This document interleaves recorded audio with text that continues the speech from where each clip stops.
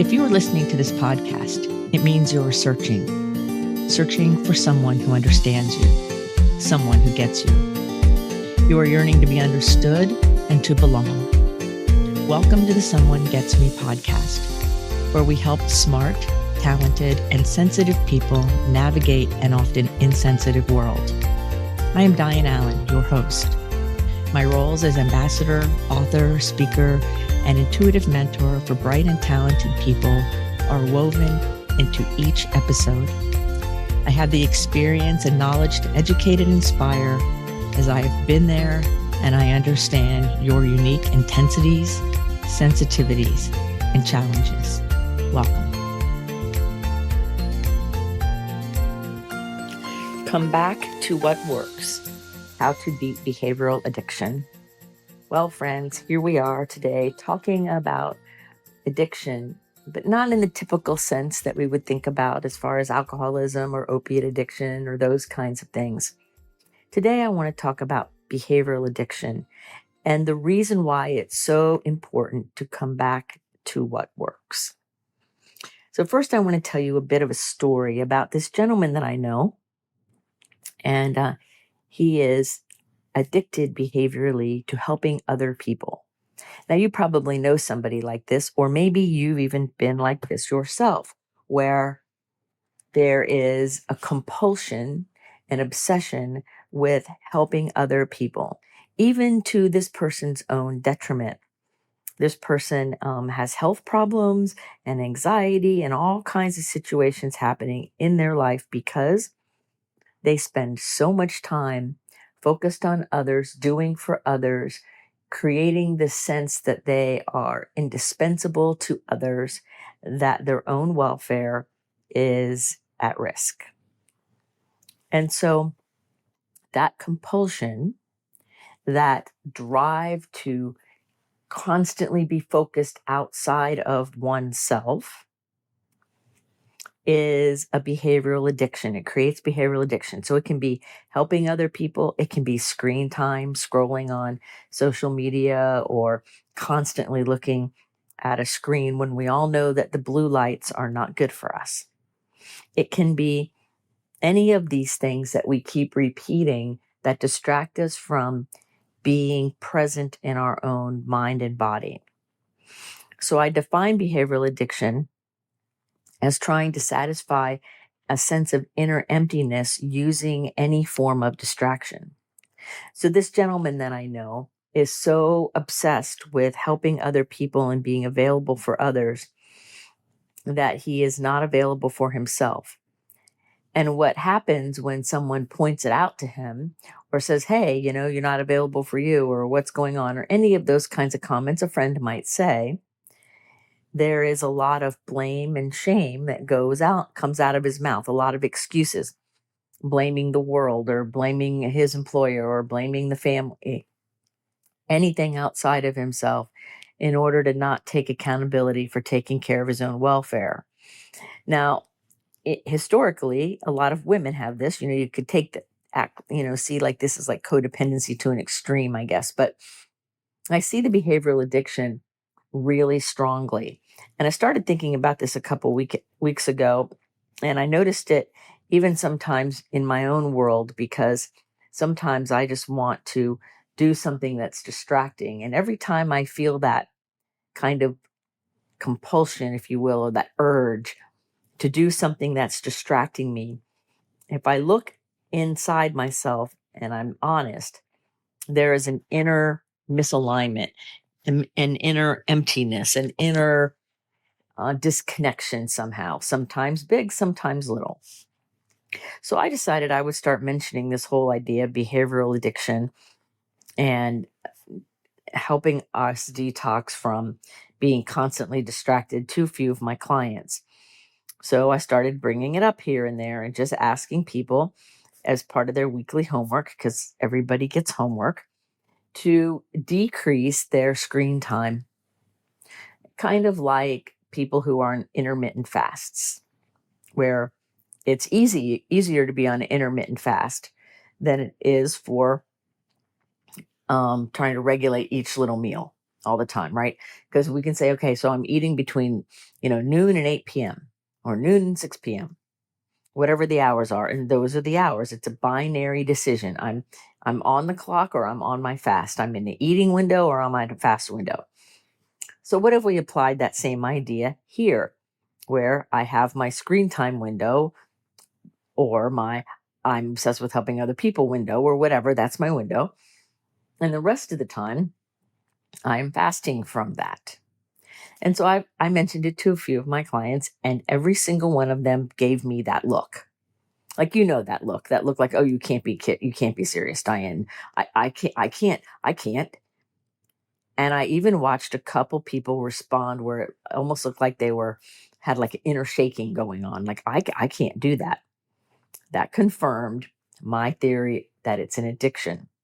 Because my definition of addiction is we can't get enough of what we don't want. So if I ask these people, independent of the homework, and say, we'll use scrolling social media as an example, is scrolling social media serving your greater life vision? No. Is it helping you take care of yourself and adding to your world? No, not really. Maybe every once in a while they see a meme that helps. And so they can say no, no, no to these things that aren't serving them. And then when I say, well, then how about putting it down just for a short period and give yourself a break, give your brain a break and your eyes a break from the blue light, give your brain a break so it doesn't go into decision fatigue all the time, and give yourself a break, like a fast. And in every situation, even though the person admitted that they weren't getting anything out of it, it wasn't helping their life move forward, they had a hard time saying, well, I can't do that, right? That's an addiction. It's a behavioral addiction that's actually starting to convert their neurochemistry. And these distractions are not helpful. We see the distractions in our news media today. We see the distractions in all kinds of scenarios. So I think this behavioral addiction and distractions are really something for us to look at. So that's why we're doing an episode today on this, because I see a big pattern. Now, when we stop and we go in our fasting time, a lot of times you can tell how serious your addiction is by if you have withdrawal or not. Withdrawal is that odd feeling, or that I feel different when I'm not doing it. And so many people go, I don't know if I can do it. I feel odd. It's weird for me not to be on Instagram, or I don't know what to do with myself when I'm not doing something on my screen or some other distracting behavior. And so if you make a decision to say, okay, I'm going to fast from any behavior and give yourself a break. And it's good for our neurology and our biology to get breaks. And if you do that, and then you have this weird kind of odd, different feeling when you're in that fast time, you are creating a behavioral addiction. And it can be to anything. So it's so important for us to realize that when we get caught in these behavioral addictions, it's because there's an inner part of us that feels empty or disconnected or not good enough or misaligned. And we're finding an external way, a superficial way to mask it and hide it so that we don't have to look at it. What happens is it keeps getting bigger and bigger. The more we ignore things, the bigger they get. So I want to give you some help here. I want to give you a few ideas of ways to undo behavioral addiction, slow it down, or maybe not even let it get started in your life. And it's really not that hard. It takes desire and willingness and a decision to say, I'm unwilling to be a slave to distractions. Because that's what you're making yourself. You're making yourself a slave to the distraction. And I don't know anybody who wants to be a slave to the distraction. So let's start talking a little bit here about what we can do.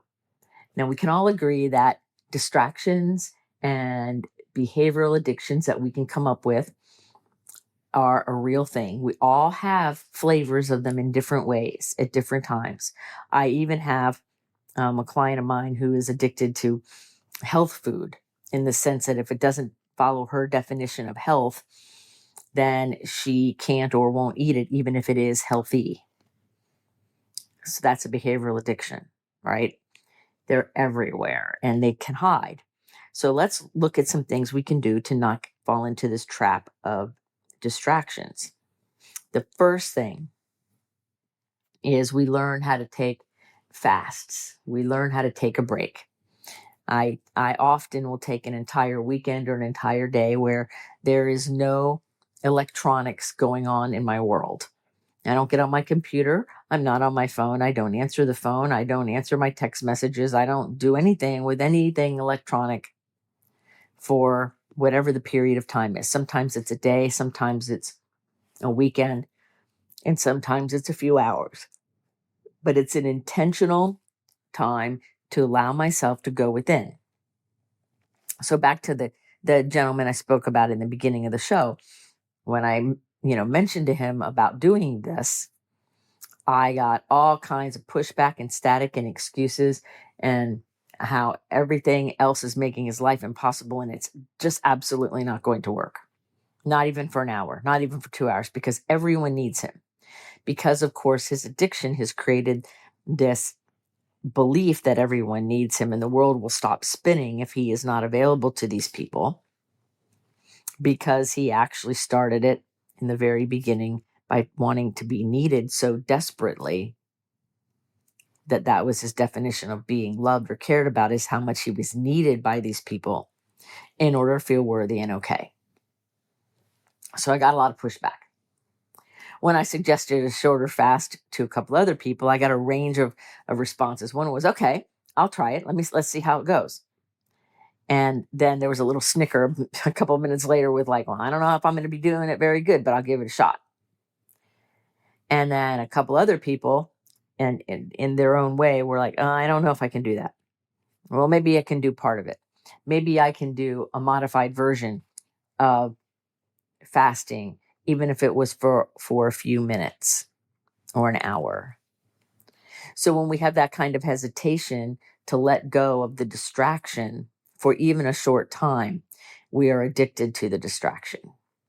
We cannot get enough of what we don't want. So I don't want to be distracted. I don't want to be disconnected from my life. I don't want to be out of touch, but yet I'm a slave to it. That's what these people are experiencing.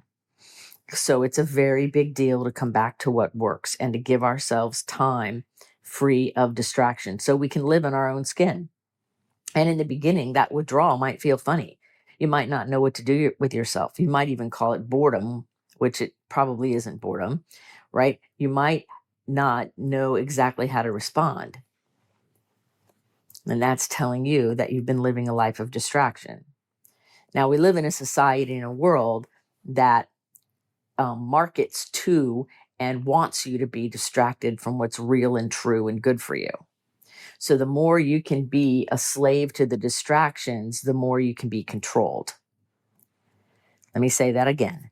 The more that you can be distracted and addicted to the distractions, the more you can be controlled. So there's parts of our society that want you to be distracted. Being distracted is an addiction. Being distracted is an addiction from who we really are. Because on some sense we feel not worthy or not good enough, or imposter syndrome, or whatever language, whatever it is, there's an emptiness of some type. And the distraction puts a Band-Aid on it. Doesn't get rid of it, doesn't heal it, puts a Band-Aid on it. So during our fast, during our quiet time, during our time away from the distraction, is when we can go within and breathe fully and allow ourselves to rectify or heal whatever it is that we think is empty. And then we can move forward without addictions. It doesn't mean you never can get on Instagram again. It doesn't mean you're never allowed to go help someone again. That's not what I'm saying. I'm saying when you're doing things with a compulsion and an obsession, where you like pick your phone up all the time. Every time you're in line, you're looking down at your screen. Every time you're at a stoplight, you're looking at your screen. Every time we don't have to do that. Those are compulsions. Those are signs of addiction. The second thing you can do is be in nature and check out the joyful moments. The elegant simplicity, the beauty of the natural world reminds us that we're part of the world. We're not separate from it. And reminds us that we are vital and important. So I'll go around and I'll just notice flowers. And since it's the springtime now, today I took a couple different pictures of flowers. Some people might call them weeds. I called them flowers because they were beautiful. And I'll take pictures of that and of leaves and of sunsets and sunrises and the trees with the sky behind them and the moon, all of it. Those are joyful moments. Those little glimmers of time where we connect with nature in all of her glory. There's an elegant simplicity to the natural world. All the flowers bloom right on time. No flower gets in trouble if it blooms early or late or whenever it blooms, because there's no such thing as early or late. They're always right on time. The natural world is not concerned with all the distractions that us humans are concerned with. My little puppy is not concerned with anything other than this very moment, because that's the way it is. Now, we still have lots of things going on in our life, and we're not a flower and we're not a dog, of course. And there's a balance in this, where if we're addicted and we're obsessed and we're compulsively going after the distraction thing, work, sex, money, pride, game, all kinds, gaming stuff, everything. There's so many things. The key is give ourselves a break and check out nature. I had a client one time where I said, go for a walk, because this person walked a lot as part of their exercise routine. I said, and notice nature. Notice how many different shades of green that you see. Notice the flowers. Notice what kind of plants you see. Notice if there's any wildlife or animals. And it was a revolutionary idea, because what this person had been doing is going for her walk to check it off of the list of I exercised today. It was an intellectual cognitive act, not allowing her heart and her body and her essence to be connected to the world on which she was living and walking, and feeling the texture of the ground and the up or the down, or whether it's gravel or hard rock or just earth. What is it are you walking on? And so when we're distracted so much in our head that we're not experiencing the natural world as we move through it, we are feeding that perceived emptiness, because we're not allowing ourselves to be filled up with the beauty that's all around us. So we want to come back to what works, which is the natural world, if that makes sense. I know I'm making sense. So then the last thing that I think is a good idea, there's lots more, but the last one for this episode is to notice when you're yearning for the distraction and disrupt it. So like, if you're going to pay attention to how many times you obsessively turn your phone over or flip it on so you can see what's going on, then notice every time you go to reach for it and then don't. Or next time you're in line at the grocery store or you're getting gas or whatever you're doing and you would normally look at your phone, don't. Resist that yearning so that yourself, your inner self, can have a voice and can be heard and you can feel whole. The more whole you feel, the less the need for the distraction and the addiction. Then when you're answering your email or you're enjoying social media or you're watching a movie, you're not doing it as a distraction because of inner emptiness or misalignment. You're enjoying the activity because you're already whole and aligned and complete, and it's an entertainment value. The compulsion and the obsession are not there when you're not acting in addiction. So it's very important that we realize this, because I think we are, all of us, in a culture, in a world that wants us to be distracted. And I I for a long time have run treatment centers, and one of the best things that people who are in early recovery and others try to do is catch me off guard. I was the director and I could make lots of decisions, and so what they would try to do is wait for my car to pull in the parking lot and come and catch me right as I'm getting out of my car and kind of walk in with me, maybe even sometimes carrying my bags for me or something. And then, there was always going to be a question that was going to come up that they wanted something from me. Some of them were not as strategic, would just ask it right away, and others would see what they could do to help me, and then they would ask. But nonetheless, that happened a lot.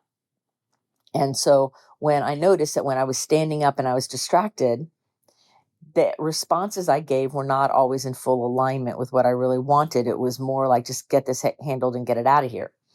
So I made this new rule, and the rule still applies. I made this rule decades ago, and it still applies. If you want my attention in these kinds of matters, then I must be sitting down and looking at you with my full attention. So if you try to ambush me in the hallway or outside my car or when I'm pouring a cup of coffee or any of those things, the answer is automatically going to be no. Even if I would otherwise say yes, because I know that there is an addiction or distraction on somewhere, somehow in it all. And rather than allowing that part to rule, the answer is going to be no, unless we both have a meeting of the minds and we have rapport and I can hear everything that you want to say. And I can then ponder my role in whatever the decision would be and go from there. And it was amazing when I started doing that and explaining that to people, how many times I was not getting ambushed in the car or right outside my car and walking in down the hall and getting to my office. I mean, sometimes I hadn't even put my bags down and there were people wanting things. And that was okay, except it makes it really tricky, right? To make a good decision when you're caught off guard and when people are distracted. So in order to undo that addictive behavior, that compulsion, that yearning, that I have to have it now, the lack of delayed gratification, those things get us in trouble. And I hope that you're getting from this episode that it's really important for us to come back to what works. And that is basically back to the basics in the sense of slowing down a little bit, undoing and fasting from these things that we have compulsions and obsessions with. Give ourselves permission to have a pattern interrupt and do something different, even for a short time. I think it's very important for our individual and collective welfare to slow down and pay attention. So there you have it. Behavioral addictions are a big deal. They can really impact your life in ways that may not serve you the best. Behavioral addictions can also impact other people in a way you don't intend. So when we come back to the basics, when we come back to what works, and we stay in alignment, and we realize that these distractions fuel a sense of emptiness, then we learn how to give from the overflow. And we learn how to keep our own inner self all full of goodness and yumminess, so that when we're giving and doing, it's from our overflow. It's not from a desperate need to feel loved. So I hope this episode has served you. As always, feel free to comment, feel free to email me, feel free to make a call with me. All of those links are in the show notes so that we can continue the conversation. If you have any special requests of any topics that you would like me to cover on the Someone Gets Me podcast, please send me an email and I will be happy to look at that request and see how I can put it in the lineup for you. So remember, friends, put your face to the sun so the shadows fall behind you, because you are a rock star. You are here on purpose with a mighty, mighty purpose. So go out there and remember that when you're fully aligned and fully attentive and you're paying attention to what works, The distractions cannot grab you by the throat. You'll be free then of behavioral addiction. Until the next episode of Someone Gets Me, be well. Are you tired of searching for someone to understand you? Join our Facebook group, Someone Gets Me.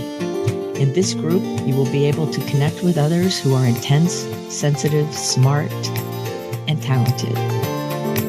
I share my insights and teachings, and you can connect with others in a real, authentic, safe forum. So join us today. Someone Gets Me.